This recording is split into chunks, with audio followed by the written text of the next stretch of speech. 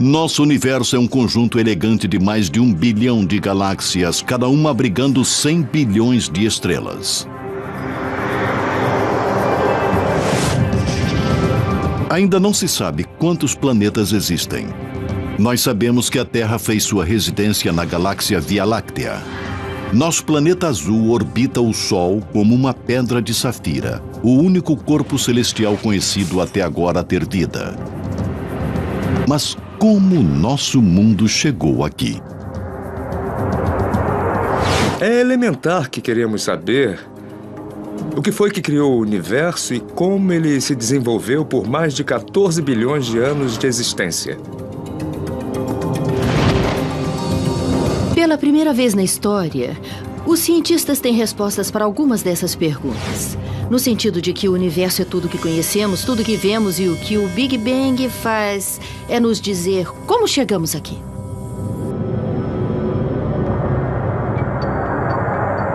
A teoria do Big Bang diz que há mais de 13,7 bilhões de anos, nosso universo começou num estado incrivelmente denso, quente e comprimido, com uma missão principal: expandir. Houve uma explosão cósmica que criou as estrelas, os céus, as galáxias à nossa volta. Então, para onde olhamos, vemos restos dessa explosão cósmica que pôs em movimento o universo. O Big Bang é agora uma teoria da física bem aceita para explicar o que aconteceu depois que o nosso universo nasceu. É confirmada por dados científicos sonoros e observações. Uma teoria não é somente uma ideia antiga com que você sonha no meio da noite. Somente após passar por vários testes, ela é elevada à posição de teoria. Se você olhar a teoria do Big Bang, nós não temos um ponto de dados. Temos centenas de pontos de dados que se encaixam exatamente na teoria do Big Bang.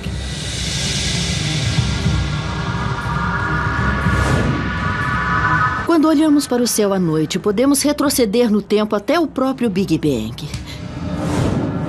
Quando você olha para o céu, vê estrelas e talvez até a nossa própria galáxia Via Láctea. Mas se olhar mais além, verá um agrupamento de galáxias. Olhando ainda mais além, poderá ver a primeira geração de estrelas sendo formada e morrendo. Se continuarmos a voltar no tempo, poderemos ver os primeiros átomos se formando. Continuando a nossa jornada de volta no tempo, podemos ver a formação dos primeiros prótons e nêutrons. Se retrocedermos o relógio ainda mais, poderemos ver o primeiro instante do Big Bang. Como se chegou à descoberta do Big Bang? Por que sabemos que é verdadeiro e o que ainda há para aprender? Por centenas de anos, os astrônomos olharam para a noite estrelada e contemplaram a origem do universo. Mas a maioria das ideias continham sentido religioso. No século XX, a ciência finalmente começou a juntar as peças deste quebra-cabeças antigo. Em 1915, Albert Einstein, talvez o cientista mais influente do nosso tempo, ficou fascinado com o nosso universo. Para ele não houve início nem fim.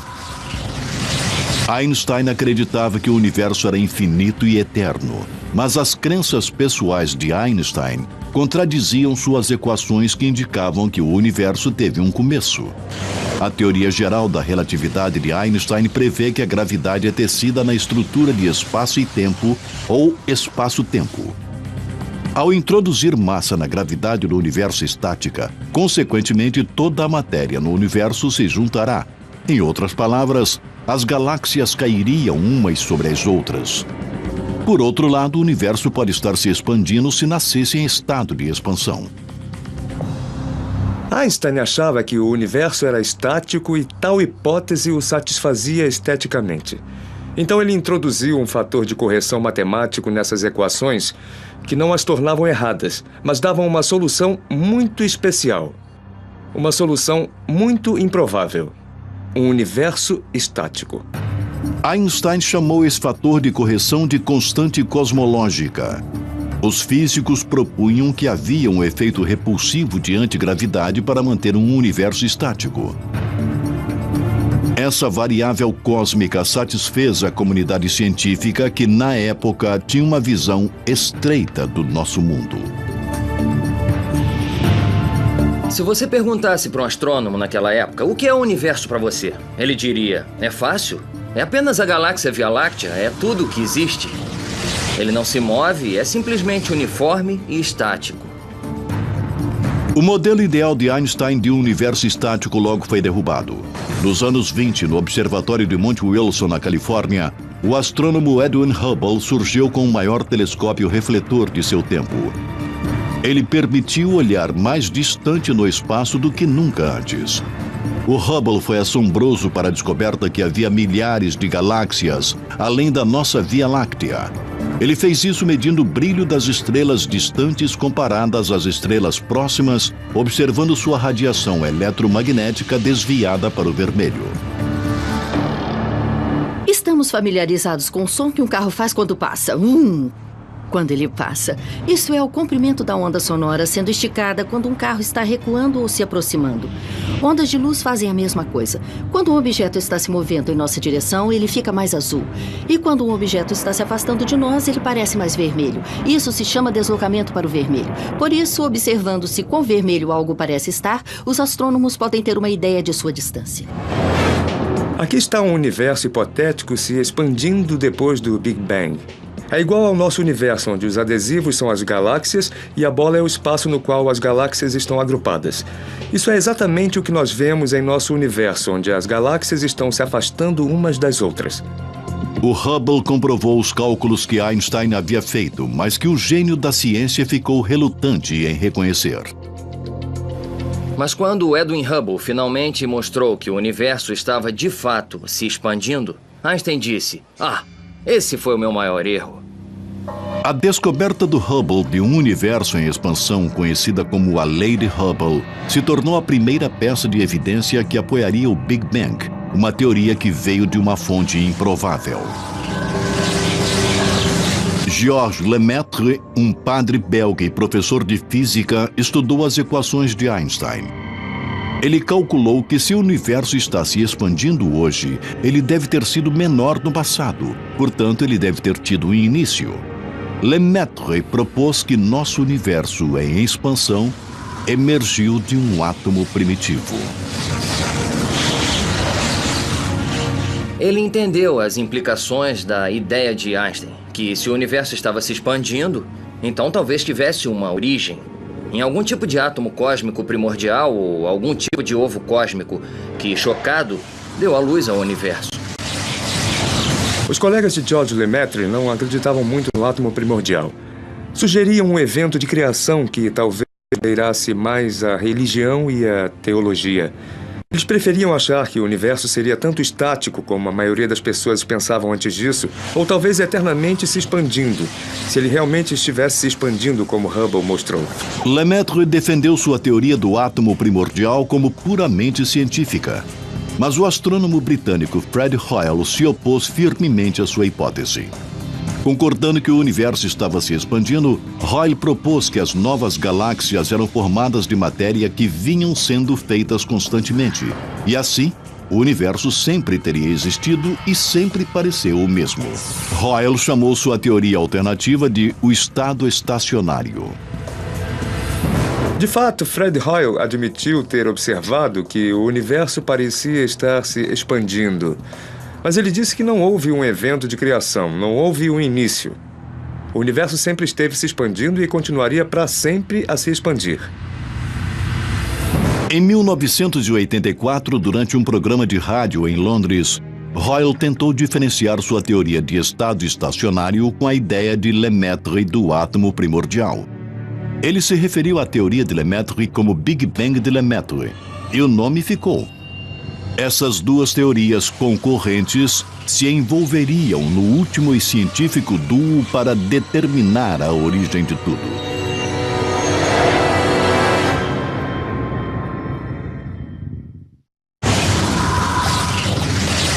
Em meados do século XX, a origem de nosso universo ainda era uma grande incógnita.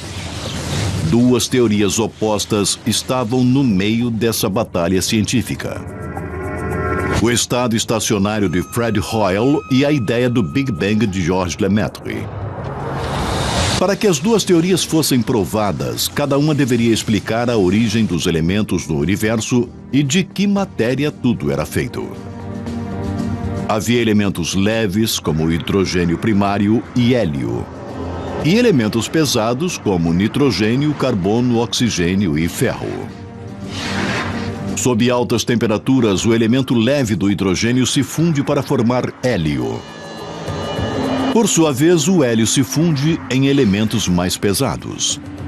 Fred Hoyle propôs que a criação de todos esses elementos mais pesados do que o hidrogênio aconteceu no núcleo de estrelas ardentes num processo chamado fusão nuclear. Isto também incluía o segundo e mais abundante elemento, o hélio. William Fowler, que era um físico nuclear, e Fred Hoyle explicaram como as estrelas fazem os elementos, e, portanto, eles achavam que também as estrelas faziam hélio, e assim todos os elementos eram feitos nas estrelas, e não precisava haver um Big Bang. Mas a teoria de Hoyle tinha vários problemas evidentes. O mais importante é que ela não explicava como o hidrogênio era formado, pois as estrelas mais antigas deveriam ter sido formadas com hidrogênio já existente. Hoyle acabou com esse problema sugerindo que o hidrogênio e o hélio sempre existiram e sempre foram espontaneamente criados. Mas outros começaram a questionar a hipótese de Hoyle. Nos anos 40, o físico russo Georg Gamow também estudou a origem dos elementos químicos. Usando a teoria do Big Bang, ele previu as proporções relativas do hidrogênio e do hélio no universo e descobriu que deveria conter muito hélio, que só pode ser criado pela fusão de dois átomos de hidrogênio. Gamow descobriu que o hidrogênio cria quase 75% dos elementos em nosso universo e o hélio só 25%. Ele concluiu que as estrelas sozinhas poderiam gerar tanto hélio. Mas se o universo começou com um Big Bang quente e denso, as temperaturas eram altas o suficiente em toda parte para fundir o hidrogênio em hélio. Se olhar para o que é chamado de nuvens de gás primordial, elas têm o que é provavelmente a proporção original de hidrogênio e hélio, e que é aproximadamente 3/4 a 1/4 de hidrogênio para hélio, o que a teoria do Big Bang prevê. A origem dos elementos pesados da fusão de elementos mais leves ficaram conhecidas como nucleossíntese. É a segunda linha de evidências que apoia a teoria do Big Bang. Mas Georg Gamow deu um passo além. O físico Georg Gamow e seus alunos criaram uma hipótese fantástica e surpreendente. Se o universo estivesse muito quente no instante do Big Bang, então hoje deveria haver uma brasa, uma fosforescência, ecos dessa radiação ainda reverberando ao redor do nosso universo. A temperatura do espaço deveria ser poucos graus acima de zero absoluto. Um resto de temperaturas ardentes e violentas do próprio Big Bang. Gamow não tentou detectar essa fosforescência, mas ele levantou uma questão. 2 décadas se passaram antes que a teoria do Big Bang fosse inegavelmente provada e por acidente. Nos anos 60, a AT&T, antigo Bell Labs, construiu uma antena gigante para se comunicar com os satélites mais antigos. Esses instrumentos convertem ondas sonoras em impulsos elétricos e então em luz na forma de micro-ondas e ondas de rádio. Em 1964, os radioastrônomos Robert Wilson e Arno Penzias estavam usando a antena para observar o hidrogênio na galáxia Via Láctea quando captaram um estranho sinal.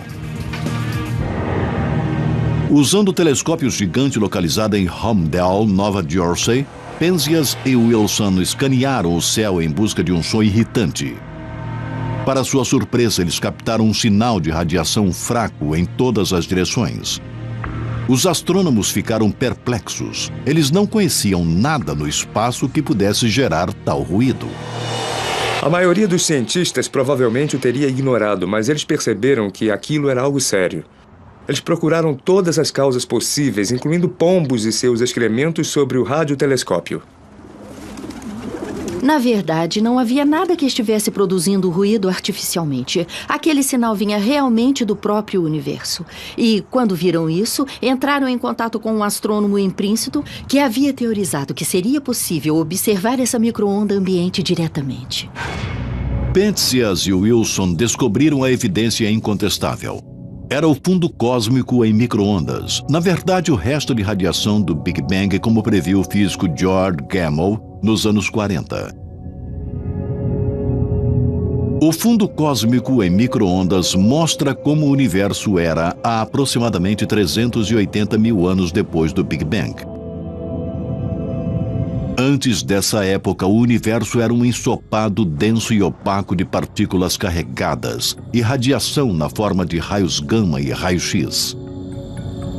Após se passarem cerca de 380 mil anos, a mistura primitiva esfriou para permitir que os primeiros átomos neutros se formassem. Nesta época, matéria e radiação se separaram e os primeiros fótons ou raios de luz conseguiram passar livremente pelo universo. Esses mesmos fótons são a radiação incandescente que vemos hoje e que viajou desde o início dos tempos. É igual a quando você vai acampar nas montanhas e tem uma neblina matutina e você não consegue ver nada até que o sol levante e a neblina se desfaça. E então você pode ver lindas montanhas ao seu redor. Não significa que elas tenham sido feitas há poucos minutos. É isso que está acontecendo no universo. 400 mil anos depois do Big Bang, a neblina se dissipou e conseguimos ver as estruturas. Mas achamos que as estruturas foram, na verdade, feitas na primeira fração de segundo após o Big Bang. A radiação cósmica de fundo em micro-ondas foi a terceira e mais forte peça de evidência validando a teoria do Big Bang. Num sentido, o toque de despedida para a teoria do estado estacionário foi a descoberta da radiação cósmica de fundo em micro-ondas. A teoria de estado estacionário basicamente não tem origem plausível para essa radioirradiação neutralizada. A comunidade científica finalmente abraçou a teoria do Big Bang, mas o fundo cósmico em micro-ondas gerou perguntas imediatamente. Quando olhada de perto, a radiação parecia lisa, não granulosa como esperado. Era um problema, pois olhamos para o universo hoje e vemos que é claramente uniforme. Há galáxias em alguns lugares e não há em outros. Então se tornou um problema para os cosmólogos explicar como essa estrutura poderia ter evoluído desse estado inicial muito liso. Durante as 3 décadas seguintes, os cientistas tentaram descobrir variações ou flutuações mínimas de temperatura que deixariam uma marca no fundo cósmico em micro-ondas. Mas essas variações eram difíceis de se ver com instrumentos baseados em terra. A ciência precisaria conquistar o espaço para buscar respostas.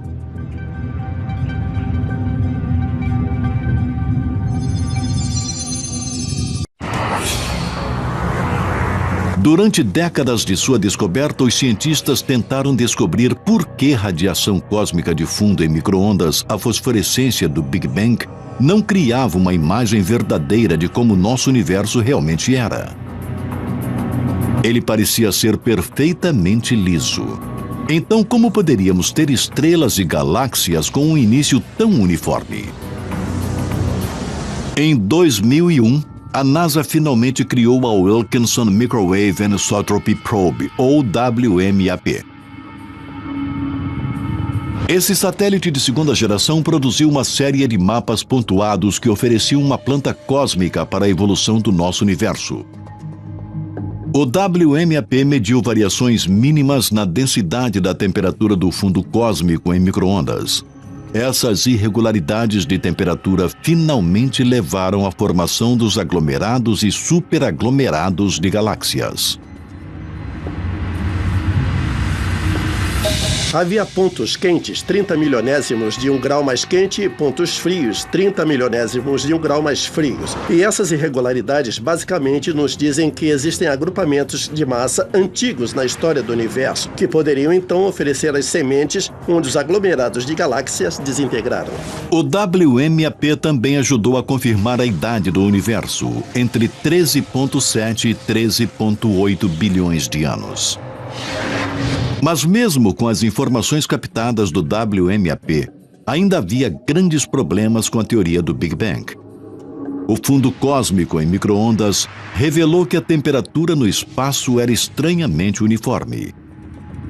Regiões distantes têm a mesma temperatura, ainda que estejam separadas por 90 bilhões de anos-luz. Na teoria do Big Bang ainda havia fios soltos. Se você estiver nessa posição e olhar naquela direção, então, a princípio, você está olhando para duas partes do universo que não deveriam estar conectadas. Não houve tempo suficiente, desde o início do universo, para esses dois pontos fazerem contato um com o outro. Para solucionar esse dilema cósmico, uma teoria chamada inflação foi introduzida. A lei de Hubble provou que o nosso universo vem se expandindo desde o início dos tempos. Contudo, 1 trilionésimo de 1 trilionésimo de 1 trilionésimo de 1 segundo após o momento da criação, o espaço passou por um período rápido e hiperexpansionista, pelo qual ele se expandiu mais rápido do que a velocidade da luz e então retornou ao passo expansionista normal. Consequentemente, pontos no espaço que estão agora mais distantes poderiam ter estado em contato próximos um ao outro e com a mesma temperatura. O universo começou muito pequeno. Isso significa que houve tempo para ele se tornar uniforme, para manter a mesma temperatura e densidade em toda parte, pois era muito pequeno. A inflação exponencialmente fez o espaço crescer a um tamanho gigante. Por exponencialmente, quero dizer dobrar de tamanho, cada intervalo mínimo de tempo. Então, enquanto se expandia, mantinha uma temperatura e densidade uniformes. A teoria da inflação também ajuda a explicar outro problema. Os dados do WMAP determinavam a forma do universo como sendo plana e não curva como deveria ser, baseado na quantidade de matéria e energia presentes. A teoria da inflação naturalmente explica esse aparente nivelamento do universo. Imagine que vivemos na superfície dessa bola de basquete, que é muito pequena e assim, obviamente, parece ser curva. Agora, suponha que você aumente a bola até o tamanho da Terra. E qualquer região local visível pareceria plana. Parece plana somente porque nós estamos vendo uma fração mínima de tudo que existe. Bem, no caso do universo, os astrônomos acham que ele pode muito bem ser curvo como uma bola. Mas é tão enorme que nós só vemos uma fração mínima, tão localizada, que a parte que vemos parece plana, apesar da curvatura intrínseca. O problema do nivelamento é solucionado porque, apesar da forma inicial do universo, assim que ele se expandiu para uma estrutura muito maior do que as partes que podemos ver, as partes que podemos ver são naturalmente planas. A inflação resolve primorosamente muitas das questões que cercam o modelo original do Big Bang. Mas existe apenas um problema. Ainda não há prova de que a inflação realmente aconteceu.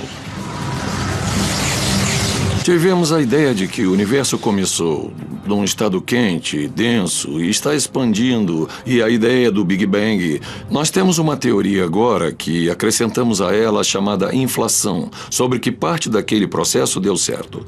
Nós ainda não temos provas que isso aconteceu aqui, aconteceu ali e aonde aconteceu. Ainda temos que explicar, é como funciona. Uma nova missão pode descobrir se a inflação realmente ocorreu. Em 2009, a European Space Agency, em conjunto com a NASA, lançam o Planck. É um satélite de terceira geração que estudará o fundo cósmico em micro-ondas com resolução inacreditável, que não foi conseguida pelas missões COBE e WMAP.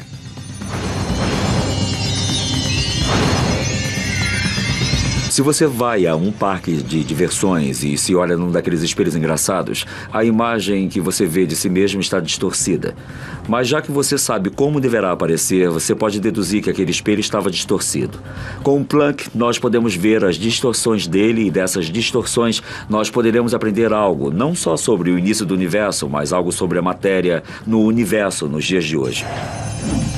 Os cientistas estão tentando provar que a inflação existiu, encontrando algo que tenha ficado para trás.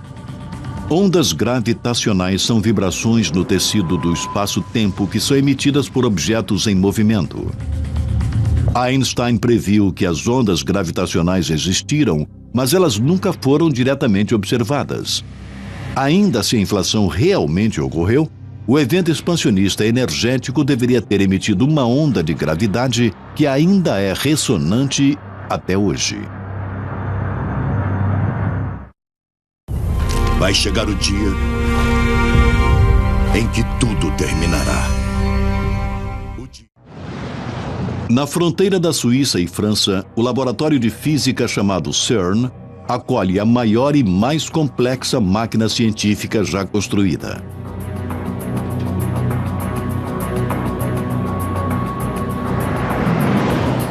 Instalada a 91 metros no subsolo e do tamanho de 5 jatos jumbo, o Large Hadron Collider, ou LHC, foi projetado para recriar as condições que existiram a 1/1000 de segundo após o Big Bang, para dar respostas sobre por que e como ele aconteceu.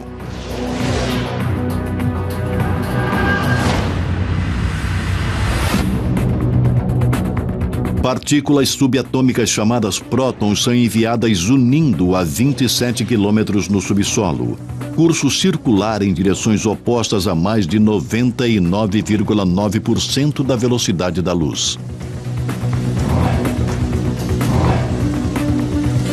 4 detectores localizados dentro do túnel agem como câmeras para gravar as colisões.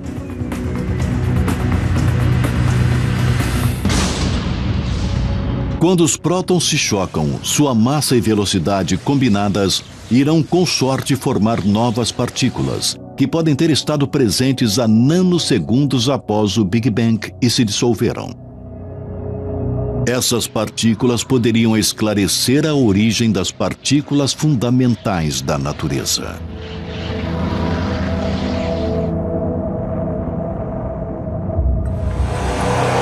Estamos procurando por novas partículas. Pode ser que essas novas partículas vivam por somente um pequeno instante e se dissolvam em outras partículas. E nós observamos aquelas partículas dissolvidas e as rastreamos. E a partir disso, conseguimos descobrir qual era a energia delas, de onde elas vieram e de que massa de partícula precursora eram. Como chefe do projeto no CERN, o físico Michael Tutz está esperançoso que as experiências produzirão bóson de Higgs, conhecido como a partícula de Deus. Acredita-se há muito tempo que a partícula Higgs pode ter estado presente um instante após o Big Bang e pode ter dado massa para toda a matéria normal no universo.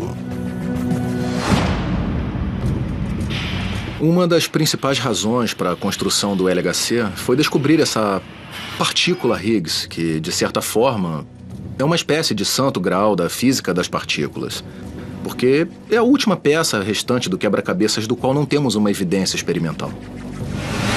O Large Hadron Collider também pode esclarecer a teoria do tudo. Ela propõe que abaixo de energias e temperaturas extremamente altas, as 4 forças da natureza, gravidade, força eletromagnética, as forças nucleares forte e fraca, poderiam ter sido uma vez unificadas nos primeiros momentos após o nascimento do universo. Então, quando a gravidade dividiu essa força mestre, começou o rápido período expansionista da inflação, que pode ser visto como sendo o Bang do Big Bang. Se nos primeiros estágios do universo, quando as energias eram muito altas, pode ser que todas as forças parecessem ter a mesma resistência, pois sugere que talvez todas as forças que vemos agora sejam manifestações de alguma força antiga, primordial que existiu. Alguma força mais antiga existiu para criar o Big Bang? E se fosse, de onde veio?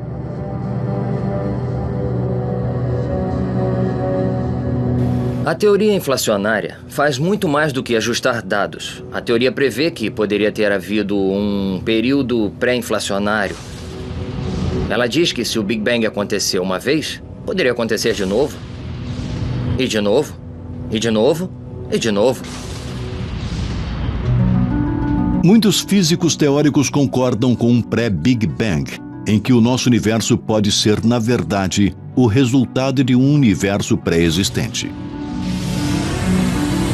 Uma ideia do que aconteceu antes do Big Bang é que realmente houve outro universo e nós éramos uma flutuação quântica desse universo pré-existente. Isso pode acontecer muitas vezes. Se o universo nasceu uma vez, pode acontecer outra vez, criando-se multiverso de universos. Talvez eles aconteçam o tempo todo. Com universos se lançando em outros universos, criando universos maiores, ou universos se dividindo em 2 universos bebês. Os modelos de pré-Big Bang realmente não têm dados experimentais para apoiá-los. E então, podem ser verdadeiros ou podem não ser. Ainda não há evidência confirmando se o nosso universo começou do nada ou de algo. Mas o Big Bang esclarece como o nosso universo evoluiu. E talvez seja seu último destino.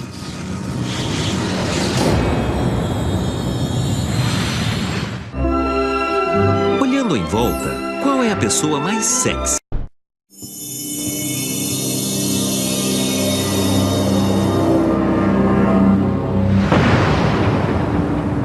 O Big Bang é a explicação aceita da origem de nosso universo,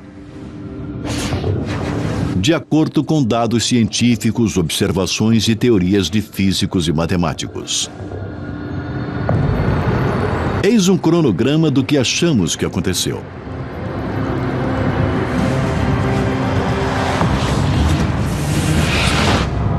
O universo começou num estado quente e denso e mínimo. E começou a se expandir. Se a teoria do tudo for provada, as 4 forças da natureza, gravidade, eletromagnetismo, forças nucleares forte e fraca, são unificadas numa força fundamental num trilionésimo de um trilionésimo de um trilionésimo de um segundo.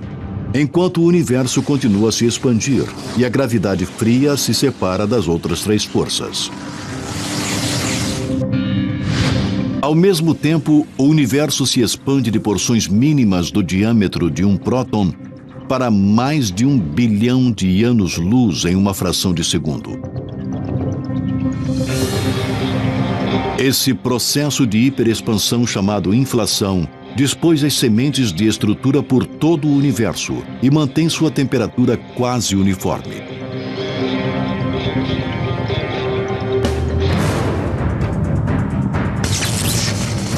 Quando a inflação diminui, as forças eletronucleares fraca e forte tornam-se forças separadas.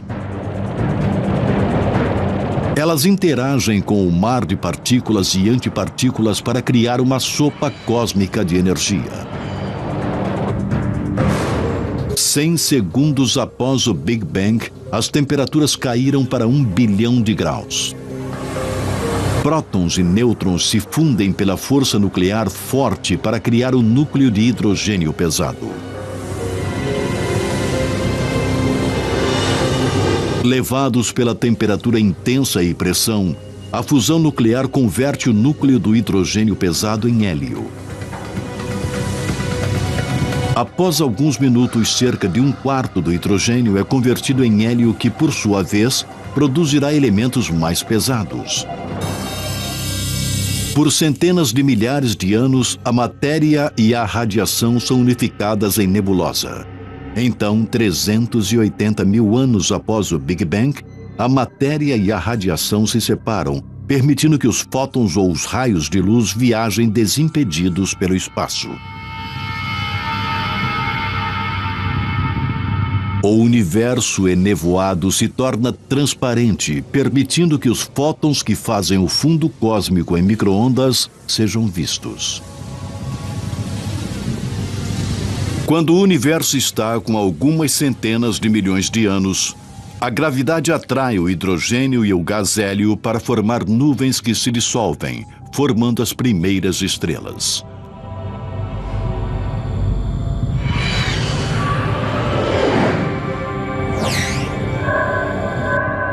Quando o universo está com cerca de 500 bilhão de anos, grupos de estrelas e gás formam as primeiras galáxias. Enquanto as galáxias se agrupam sob a força da gravidade, as primeiras estrelas morrem e liberam elementos pesados recém-formados. Carbono, nitrogênio e oxigênio. Elementos básicos à vida. Esses elementos pesados finalmente se moldam para formar novas estrelas. Mais de 9 bilhões de anos após o Big Bang, o nosso Sol se forma dentro de uma nuvem de gás na galáxia Via Láctea. Restos de gás de partículas de poeira circundam o Sol e se unem para formar os planetas no nosso sistema solar, incluindo a Terra. Tudo que vemos em nosso planeta emergiu da poeira estelar, que se originou há mais de 13,7 bilhões de anos atrás numa súbita centelha de energia. Você poderia considerar o nosso Sol o neto da primeira geração de estrelas que foram formadas logo após o Big Bang. Mas o que o modelo Big Bang prenuncia sobre o futuro de nosso universo? Uma teoria é que, como o nosso universo continua a se expandir, a matéria ficará cada vez mais fina. As galáxias consumirão seus suprimentos de gás para formar novas estrelas e as estrelas antigas explodirão. O universo se tornará escuro e insuportavelmente frio. Num certo ponto distante no futuro, o universo ficará tão frio que nem mesmo a própria vida conseguirá viver num universo congelado. O modelo Big Bang é um dos triunfos científicos dos últimos 100 anos. Através de um exame minucioso e luta, a ciência mapeou agora uma viagem de volta a quase ao início dos tempos. E a busca continua, enquanto novas descobertas responderão por que estamos aqui e de onde viemos.